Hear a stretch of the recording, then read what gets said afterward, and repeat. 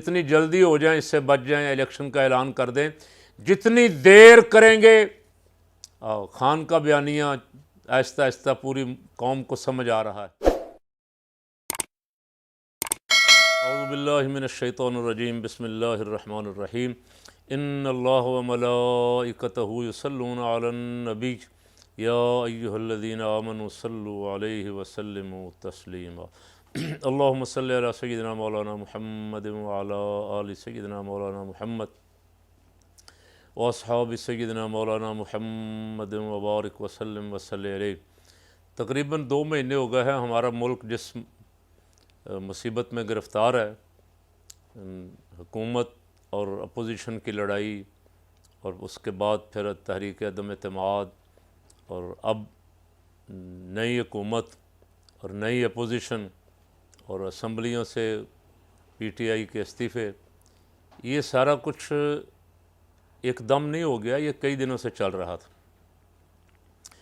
आपको याद है सबको कि कम अज़ कम जब से तकरीबन पीटीआई आई है, धमकी दी जा रही थी हम इस्तीफ़े दे देंगे, इस्तीफ़े इनके मुंह पे मार आएंगे, ये असम्बली नाजायज़ है, इसमें बैठना नाजायज़ है। मौलाना तो ये फरमा रहे थे, मौलाना फजलुर रहमान साहब कहते थे ये असम्बली नाजायज़ है।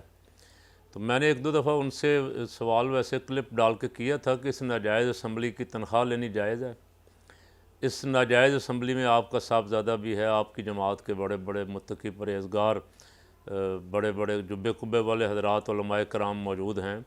तो उनको तो चाहिए कि इस नाजायज़ असम्बली से फ़ौरन बाहर आ जाएं, ताकि वो कोई हराम तनख्वाह ना लें, कोई हराम मराहत ना लें, इसलिए कि हराम जिस्म का हिस्सा बन जाए, लिबास का हिस्सा बन जाए, ख़ुराक का हिस्सा बन जाए, तो ना नमाज कबूल, ना रोज़ा कबूल, ना हज कबूल, ना ज़कात कबूल, सारा मामला ही ख़त्म।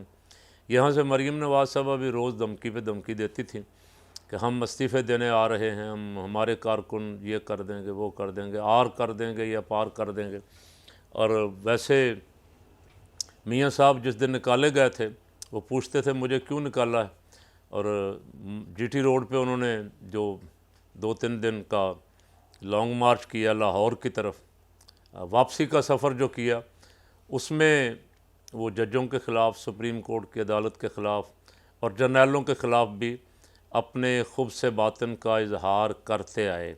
और जब से बाहर बैठे हुए हैं उस वक्त से लेकर अब तक वो फ़ौज मुखालिफ हलकों से मुलाकातें और उनके साथ मिल के साजिशें, और पाकिस्तान में निज़ाम बदलने के लिए, और यहाँ कई दफ़ा उन्होंने कहा कि हम इस्तीफ़े मुँह पे मार देंगे, इस्तीफ़े दे देंगे। एक दफ़ा तो बीबी साहब मरीम साहबा ने अपने 2 अफराद से कहा भी कि जाओ इस्तीफ़े दे आओ, उन्होंने जवाब दे दिया इस्तीफ़े देने से। पीपल पार्टी इस्तीफ़ों की मुखालफत करती थी, पीपल पार्टी कहती थी अंदर रह के मुकाबला करना चाहिए। नून लीग इस्तीफ़ों की धमकी देती थी। लोगों का ख़्याल ये था कि ये इस्तीफ़े देंगे नहीं, वैसा ही हुआ। यानी उन्होंने बार बार कह के 1 दफ़ा, 2 दफ़ा, 4 दफ़ा जग हंसाई करवाई। लोगों को इतना नहीं था अंदाज़ा कि शायद ये सियासतदान इतने झूठे होते हैं कि झूठ पे झूठ बोले जा रहे हैं, झूठ पे झूठ बोले जा रहे हैं कि आज दे रहे हैं इस्तीफ़ा, कल दे रहे हैं, डेटें दी फ़लाँ तारीख को, फिर फ़लाँ तारीख को, फिर फ़लाँ तारीख को, फिर कभी लॉन्ग मार्च की डेटें दी। लेकिन करते करते करते 2 साल गुजर गए, 3 साल गुजर गए। अब आके जो मैंने कहा था कि खान ने जिस दिन से अक़वाम मुत्तहिदा में इस्लाम का नाम लिया, इस्लामोफोबिया के ख़िलाफ़ बात की, नामूस रिसालत की बात की, तो दुश्मन ने देख लिया कि ये बंदा हमारे काम का नहीं। अब मैं आपको जो सुनने वाले हैं उनको उन पे छोड़ता हूँ। मैं कल भी कुछ बातें की थी और उस पर अल्हम्दुलिल्लाह अल्हम्दुलिल्लाह सुम्मा अल्हम्दुलिल्लाह बहुत अच्छा आपका रिस्पांस है, बहुत अच्छे कमेंट्स हैं। इक्का दुक्का आदमी कोई इंडिया से है, कोई बरतानिया से है, अब वो हर वीडियो के नीचे ही कोशिश करते हैं गाली दे के मुश्तिल करने की, ताकि वो अपने आप को किसी ख़ास जमात का या किसी तहरीक का शो करते हैं। मकसद मैं समझता हूँ, मकसद यही होता है कि मैं उनको उनके ख़िलाफ़ बोलूँ और वो खुश हों कि ये लड़ पड़े हैं उनके साथ। मेरा एक मौक़िफ़ है, आपका अपना एक मौक़िफ़ है, आपको भी हक़ है अपना मौक़िफ़ रखने का, मुझे भी अपना मौक़िफ़ रखने का हक़ है। मेरा मौक़िफ़ ये है कि जिस दिन से खान साहब अमेरिका को खटक रहे थे, उस दिन से खटक रहे थे जिस दिन से वो नामूस रिसालत के लिए आवाज़ उठा रहे थे। आप जो मर्ज़ी कहें, लेकिन आवाज़ तो आलमी सतह पर अगर किसी शख्स ने बुलंद की है तो इमरान खान ने की, और जिसकी आवाज़ सुनी गई, हत्ता कि बहुत सारे ममालिक के सरबराहों ने, रूस के सरबराह पुतिन ने भी नामूस रिसालत की हिमायत में बयान दिया कि ये आज़ादी इज़हार रही नहीं है कि आप पैगम्बरों की गुस्ताखी करें, बेअदबी करें। और भी लोगों तक ये बात पहुंची और दुनिया को पता चल गया कि मसला क्या है। इससे पहले तक लोगों को धोखा ये दिया जाता था कि ये आज़ादी इज़हार राय है जी, हमारा जो मर्ज़ी जी आए करें, जिसके मर्ज़ी ख़िलाफ़ बोलें। अब अल्हम्दुलिल्लाह कम से कम दुनिया में अगर कोई करता है, वो हॉलैंड में हो, डेनमार्क में हो, फ्रांस में हो, जर्मनी में, जहाँ भी है कोई बेअदबी करता है तो फ़ौरन उसके अपने मुल्क के लोग कहते हैं ये गुस्ताखी कर रहा है, ये बेअदबी कर रहा है। और वो वहाँ रहते हो अपने मुल्क में बेअदबी और गुस्ताखी करके भी फिर सिकोर नहीं है, अब फिर वो महफूज नहीं है, उसको हर वक्त ख़तरा लगा हुआ है। और ये खुदाई अजाब है, ये किसी बंदे का खौफ नहीं, खुदा का खौफ है। फिर अल्लाह उसके दिल में ऐसा डर डाल देता है कि उसे अपने साए से भी डर लगता रहता है। अब जो गुस्ताखियाँ कर रहे हैं, जिनके ख़िलाफ़ अल्हम्दुलिल्लाह हमारे तहरीक लब्बैक के भाई भी निकले हुए हैं, बाकी उलमा भी एहतजाज कर रहे हैं, यूट्यूब पे भी अपना अपना हक़ अदा कर रहे हैं करने वाले। अब वो गुस्ताखियाँ करने वाले जो हैं, दुनिया में भी अल्लाह की लानत और आखिरत में भी अल्लाह की लानत उन पर। फरमाया अल्लाह और उसके रसूल की लानत उन पर जो बेअदबियाँ करते हैं अंबिया किराम सलामुल्लाह अलैहिम मजमईन के, और ख़ुसूसन अल्लाह और उसके रसूल को अज़ियत देते। तो मैं अर्ज़ कर रहा था कि ये हालात बदलने शुरू हुए उस वक्त से जब से खान साहब इस मैदान में आए, इस खड़े हुए नामूस रिसालत के लिए। यहाँ हमारे बहुत सारे दोस्त राज़ी नहीं हैं, वो कहते हैं जी पहले चूँकि नहीं थे तो जो पहले नहीं था अब हम उसको तो नहीं मानेंगे। बाबा ये बात बहुत दूर तक जाती है। अब बहुत सारे सहाबा किराम रिदवानुल्लाह अलैहिम मजमईन, हमारे सर के ताज, वो बदर में हमारे ख़िलाफ़ लड़ने आए थे। रसूल पाक सल्लल्लाहु अलैहि वसल्लम के सहाबा किराम को उन्होंने शहीद किया, कत्ल किया। ओहद शरीफ वाले दिन 70 सहाबा किराम शहीद हुए, और जो करने वाले थे उनमें सबसे बड़े हस्ती जो शहीद हुई हज़रत सैयद शुहदा मेरे हमज़ा, उनको कत्ल करने वाला वाशी था। वाशी हजूर पे ईमान ले आया, हजूर ने माफ़ कर दिया। इससे बड़ा और क्या हो सकता है? हमारे बंदे को उनसे ज़्यादा बड़े तो नहीं हैं। अगर हमारे बंदों ने नामूस रिसालत पे जान दी है तो नामूस रिसालत पे जान देने वाला तो हमारा हर शख्स, हर कारकुन, हर फ़र्द हमारी आँख का तारा है। अल्हम्दुलिल्लाह हमारे सर का ताज है, हमारी तारीख़ उस पर नाज करती। मैं अर्ज़ ये कर रहा हूँ कि इस वक्त नामूस रिसालत के लिए मिल के खड़े होने का एक वक्त है। जो साथ हमारे आ रहे हैं, ये न देखें कि ये पहले क्या थे अब क्या है। अब अगर कोई आ गया है नामूस रिसालत पे, और बाकी जो 12-14 जमाती इत्तेहाद है वो क्यों नहीं नाम लेता, वो नामूस रिसालत के मसले पे क्यों नहीं बोलता?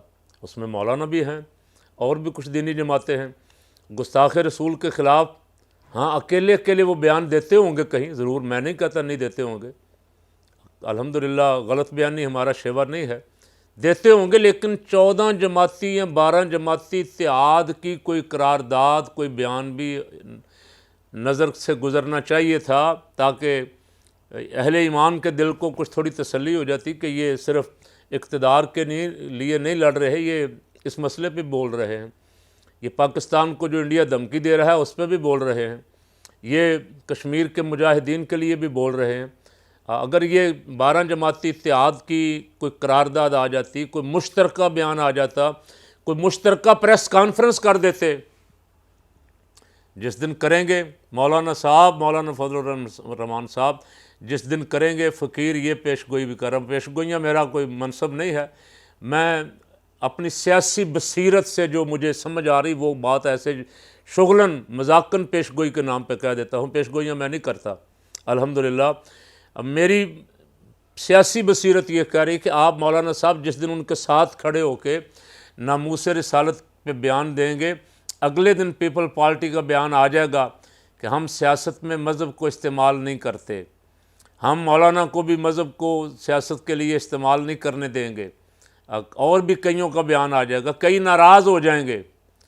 तो जो नामूस रिसालत के लिए मौलाना साहब आपके साथ खड़े होने के लिए तैयार नहीं हैं, जो इस्लाम की सरबुलंदी का अगर आप नाम लेंगे तो वो साथ बयान देने के लिए भी तैयार नहीं हैं, वो कोई करारदाद लाने के लिए भी तैयार नहीं हैं।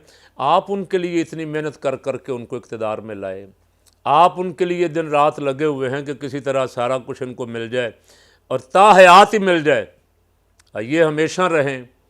अब सदारत का मसला आया है तो सुना आपने फरमाया है, वल्लाह आलम अब चल तो रहा है कुछ सोशल मीडिया पे, जल्दी जल्दी इलेक्शन करवा दो।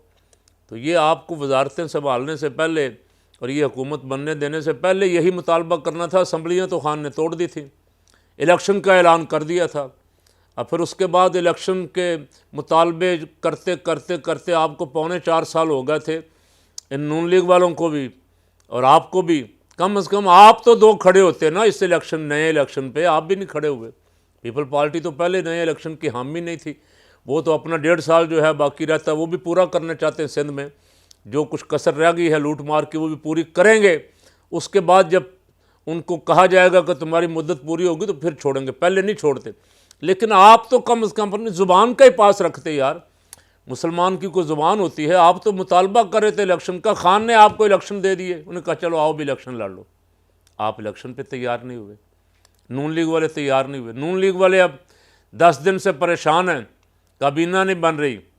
और सुभान अल्लाह कुर्बान जाएं कि जिस जरदारी को और बिलावल को जफ्फियाँ डाल रहे थे, अब उसी के साथ इख्तिलाफ है। आप उनकी मर्ज़ी के वज़ीर नहीं लेना चाहते, तो आपकी हुकूमत कैसे चलेगी, कितने दिन चलेगी? चंद दिन बाद एक जरदारी सब पे भारी, ऐसा धोबी पटरा आपको मारेगा कि आपको शायद फिर 6 महीने होश नहीं आएगी कि हमारे साथ क्या हुआ है। पता आपको पहले भी है, पहले भी आपके साथ कई दफ़ा हाथ हुआ जरदारी का, और आपका बड़ी देर का चलता है। बल्कि आपकी तो बेस ही ये थी, नून लीग वालों से कहता हूँ आपकी तो बेस ही पीपल पार्टी मुखालफत थी।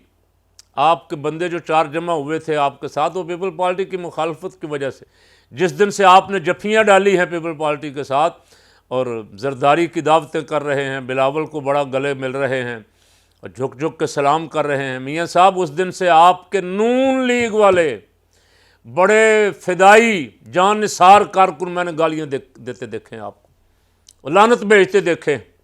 और मेरा ख्याल है आप शायद परवेज़ मुशर्रफ के मार्शल्ला में भी ख़त्म नहीं हुए थे, लेकिन अब आपने अपने आप को पीपल पार्टी, जिनको आप लुटेरा कहते थे, जिनको आप चोर और डाकू कहते थे, उनके साथ इत्तेहाद करके, और सिर्फ इत्तेहाद ही नहीं, उनके साथ मिलकर हुकूमत बना के अपने कारकुनों को भी मायूस कर दिया है, दीनी हलकों को भी मायूस कर दिया है।